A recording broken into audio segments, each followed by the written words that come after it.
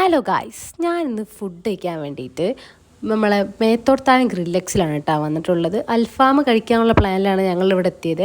ഗ്രില്ലെക്സ് നല്ല അടിപൊളി ഓറഞ്ച് തീമിലാട്ടോ. രാത്രിയാകുമ്പോൾ നല്ല ആംബിയൻസ് കാണാൻ, ലൈറ്റൊക്കെ മറ്റേ ഡിം ലൈറ്റൊക്കെ ഇട്ടിട്ട് നല്ല രസമാണ്.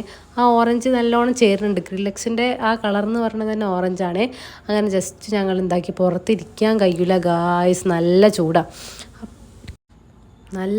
അത് കാരണം പുറത്തിരിക്കാനേ കഴിയില്ല. അപ്പോൾ ഞങ്ങൾ വേഗം തന്നെ എ സി ഉള്ള സ്ഥലത്ത് കയറിയിരുന്ന് അങ്ങനെ ജസ്റ്റ് അവിടെ നിന്നൊക്കെ അങ്ങനെ വീഡിയോ ഒക്കെ ക്യാപ്ചർ ചെയ്ത് പിന്നെ ഫോട്ടോസൊക്കെ എടുത്തതിൻ്റെ ഇടയിൽ ഞങ്ങൾ ഓർഡർ ചെയ്തത് അൽഫാം തിന്നാൻ വന്നിട്ട് ഞങ്ങൾ ഓർഡർ ചെയ്തത് ഒരു വെറൈറ്റി പേര് കേട്ടപ്പോൾ അതുകൊണ്ട് കഴിച്ചു നോക്കി.